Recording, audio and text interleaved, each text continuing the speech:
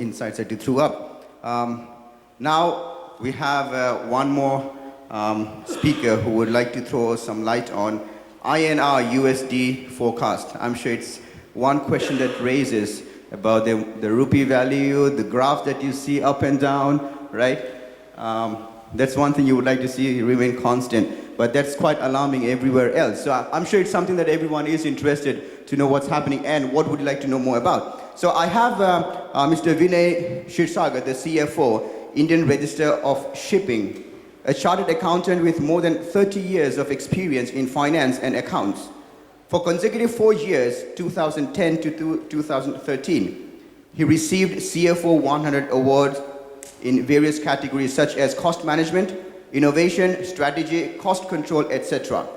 He also received Indra Super Finance Award, Achiever Award in 2013. He also wrote a book which was published by Vikas Publishing House in New Delhi on the subject named INR USD Focus and Innovative Thought. He also received the National Level Award, the Pride of India, Bhaskar Award 2015 given by Maharashtra Journalist Foundation in May 2015. I would like to call upon Vinay to come on stage and talk to us on INR USD forecast. Can we put our hands together to have him on stage, please? Good afternoon, everybody. In fact, this particular model which I am going to share, I have presented first in Institute of Chartered Accountants Industry Conclave in February, and this has got then converted into book, and I have refined, and let us see how this model works. So this particular model, what I have done is a pair of Indian rupee and basically I have analyzed US and India data with respect to 7 variables, because normally inflation, lending rate and growth rate, these three variables are considered for impacting exchange rate. But what I did is I analyzed 7 variables for last 33 years, and each variable impact exchange rate either inverse or direct. So depending on the impact, I have built a mathematical model, and theoretically I have calculated 33 years exchange rate and plotted actual exchange rate, and I could get amazing correlation. So this was a mathematical model. So this confirmed by then statistical model called regression. I have analyzed then 15 years data with respect to 7 variables, and I could establish a linear equation between exchange rate and this 7 variable with a 93% correlation and 90% dependency. So in nutshell, these 7 variables, if we just project future, we can analyze exchange rate for future. I think this is the simple thought or concept.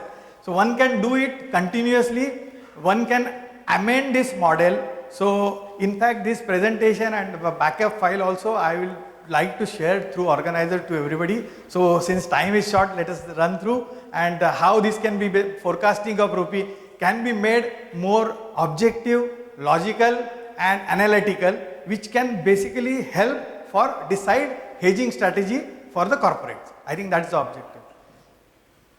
So basically this presentation I am covering what is exchange rate, then which are the 7 determinant, rather 8, but out of which 7 we can quantify, which impact exchange rate. Same like interest rate, inflation, growth rate, CAD, current account deficit. This has emerged as an important variable. Then crude oil consumption, per capita income and FDI, foreign direct investment. So these 7 variables, with the help of that, how we can build a mathematical model. Then how we can build a regression model, and short term and long term, each variable, how they impact exchange rate, that we can see. And then we can use this for forecasting, and in future slides, how the forecasting can be used for hedging tool for the corporate. Now, as all of you know, exchange rate, it depends on the 2 countries' key financial parameters. If parameters are constant, exchange rate will remain constant. This is a simple logic. If parameter change with respect to other country, therefore exchange rate changes. So these are the basically 7 variables which we can say determinants which impact exchange rate. Now first is interest rate. I have just analyzed graphically. I am going to explain. Interest rate has got a inverse relation on exchange rate. This is quite clear. The higher the interest rate, the depreciation of the currency is faster. So this is a simple example. Now let me go to graph. This is the 33 years movement of India and US interest rate. The blue line represents India. As all of you know that 1980 to 1991 interest rate was pegged at 16.5. It was constant. Subsequently, it has post-liberalization, it touched to 19% and then it has declined. But one can see that there is an interest rate differential. India's interest rates are always higher and that is the main reason for depreciation of the currency. Second is inflation. If we analyze the inflation, it is most erratic. But inflation of US was negative 5 times in last 33 years. But our inflation never been negative. There is a erratic movement as far as our inflation, whereas US inflation post 1992 it is almost steady. A third variable is growth rate. If we see, the growth rate of India is always higher than US, except 1 or 2 years. US growth rate was negative 5 times in 33 years. India's growth rate never was negative. I think that is a good factor and there is a huge gap between India and US growth rate. Now fourth important is current account deficit. So current account deficit impacts the exchange rate substantially. This current account deficit I have taken as a percentage of GDP because I have converted absolute into percentage, then it is easy to compare. This is GDP number of US and India. Right side is US 18 trillion, close to 18 trillion economy versus India. And this is the current account deficit as a percentage of GDP graph. So this shows that US and India both has got a negative current account deficit. Then crude oil import and consumption. This is also an important variable which impacts the exchange rate. US crude consumption is almost stable, whereas India crude consumption has grown substantially and which impacts the current account position because we are highly dependent on the crude. Per capita income, this also to small extent impact exchange rate. Foreign direct investment, this is also a seventh important variable which impacts on exchange rate. Actually, our FDI has in real sense started post-liberalization. So these are the basically comparative numbers of FDI. And the last factor, which is political stability and economic performance, this also impact exchange rate. But this particular factor you cannot quantify.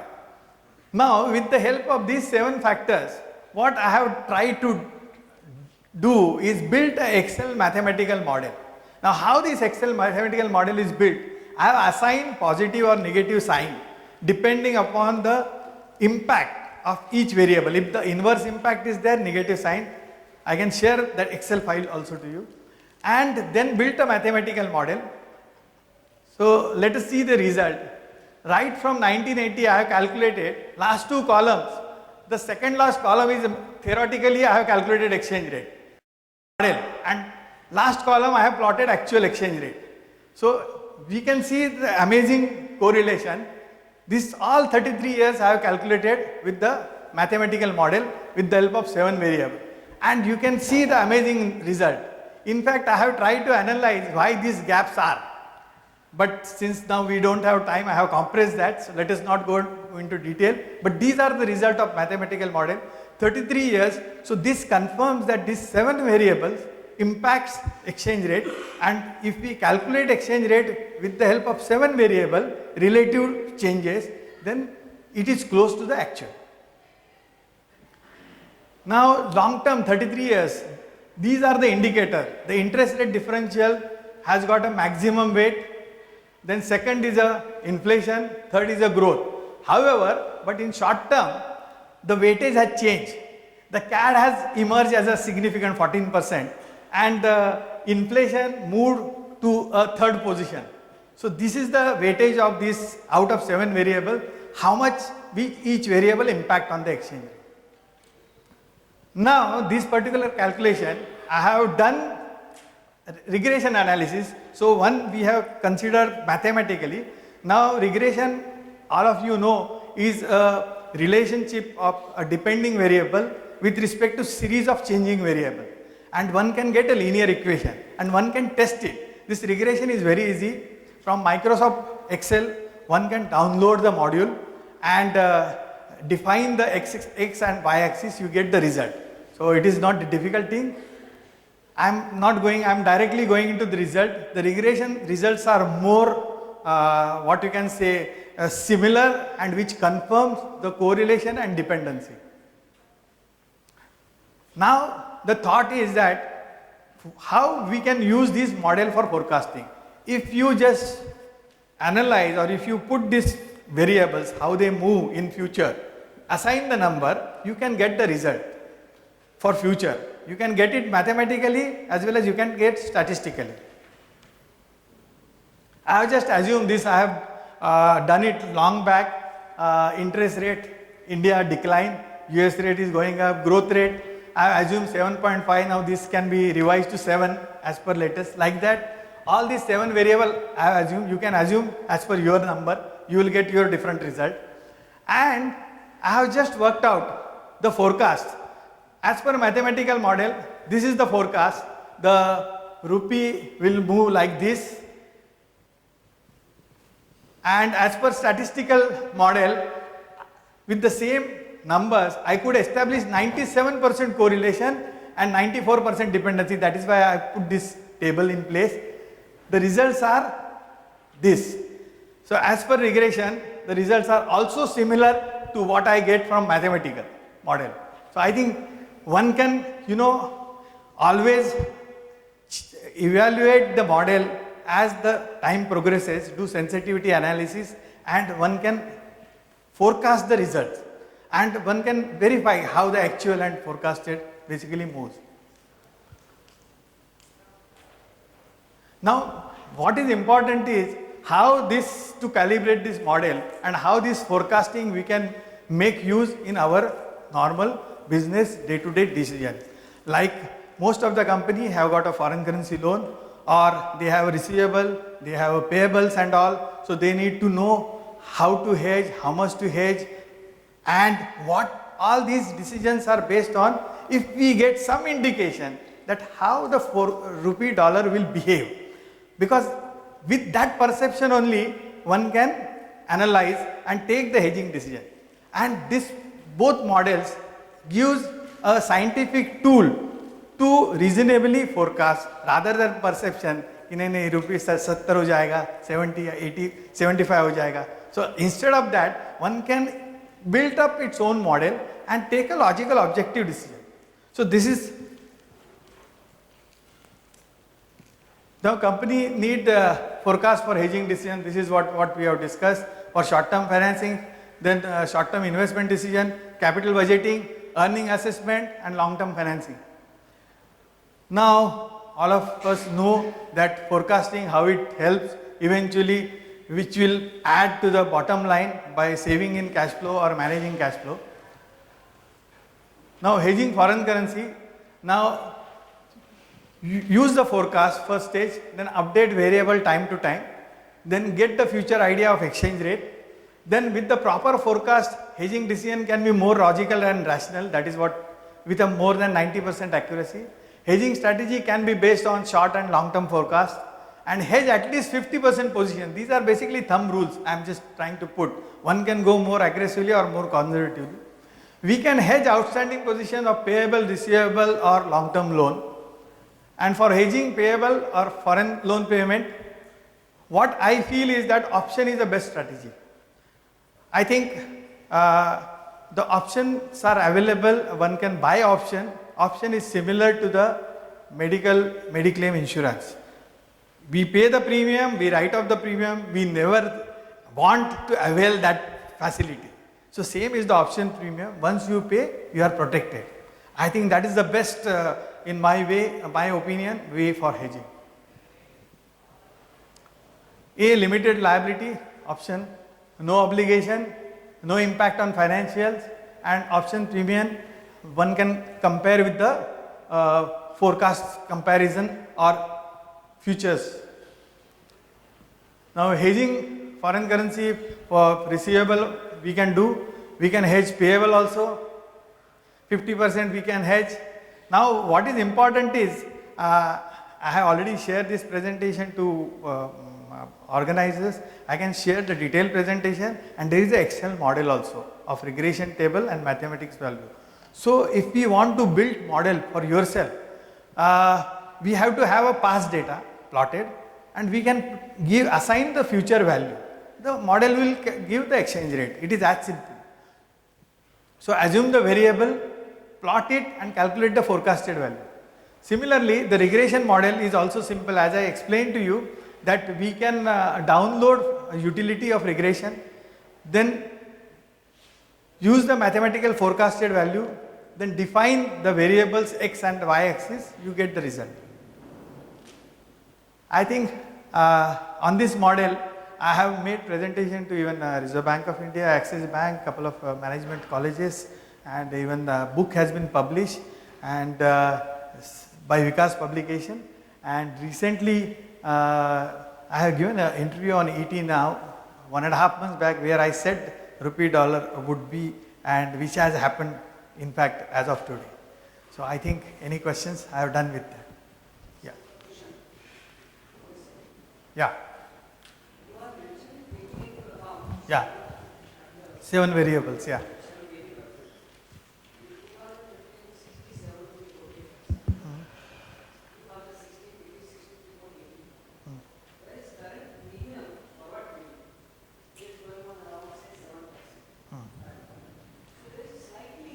No, correct. Yeah. Yeah. I have assumed this assumption of growth and all, which every month or every quarter we need to update. The result what I got is based on my assumption. If you assume the different numbers, the result would be different. And I have tested this for past 33 years. And if you just test it yourself, I think it will, you will get the numbers, you know. Yeah. Yeah. Yeah. Yeah. Exactly. It will do that. That itself may explain the difference between this thing. I just had one question. In the factors, you have taken, CAD. CAD as a percentage. The capital account for surplus or deficit, you've taken FDI. Yeah.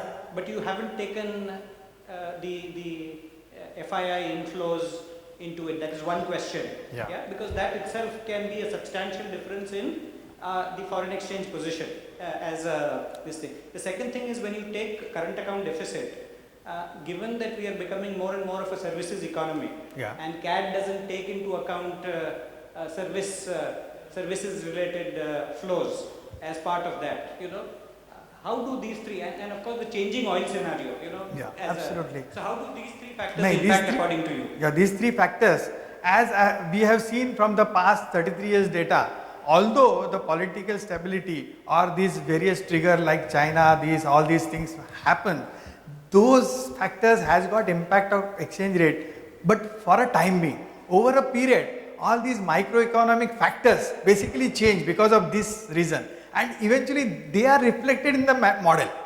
So that is what is quite clear. Now coming back, as the same logic if we apply, the FI inflow and outflow is basically temporary nature, which impacts since short term volatility. But over a long term, these core 7 variable I have established. If we add one more variable and we can test, maybe we can fine tune it from 93% to 97%. But I agree, but I have done this lot of trial and error and all, and finally reach this particular model. So these 7 variables impact exchange rate, and this we can establish from the past data. That's all. There could be in future one variable could emerge with a high weightage. because this particular thing will never be constant. That is why I have considered short term, because earlier long term our economy was closed from 1980 to 1990. So I have eliminated that. So short term impact is of 4 variables, majority, and plus crude oil. Going forward, the equation may change because it depends upon the two country pair, because this particular concept or model will apply to US dollar and India, and we have to analyze US dollar and India economy only. So yeah, please. So, thank you very much. Indeed, a very good presentation.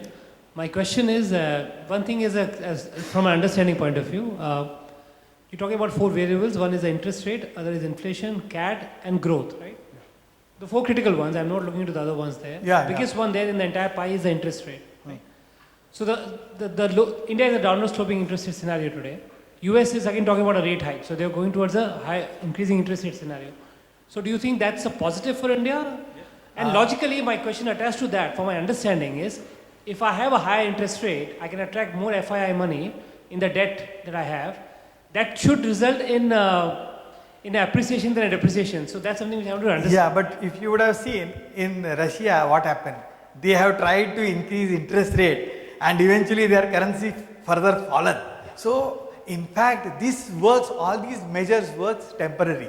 Now to answer your question, the reduction of interest rate in India is going to stimulate the Indian growth and Indian economy, so long as we are able to contain the inflation. That is point number 1. The US interest rates are going to increase. That is also in a way short term bad for India, because there will be movement of capital, but eventually long run it is good. So this is the answer to your specific question. These are my views. Yeah. You're talking about the real interest rate. So you're saying a lower inflation, lower interest rate should even... Exactly. That because interest rate and inflation has to be seen not in isolation, but it has to be seen in combination. I'm tempted to ask one more question. I think he has given me signal, so we can meet and discuss in coffee break. No issues. I'm here. From my side, only one, not question. Yeah. Really, it's brilliant. Analyzing 33 years data, and in fact, I have taken insight up to 2018 also. By that, it's really brilliant. You should give him a big hand.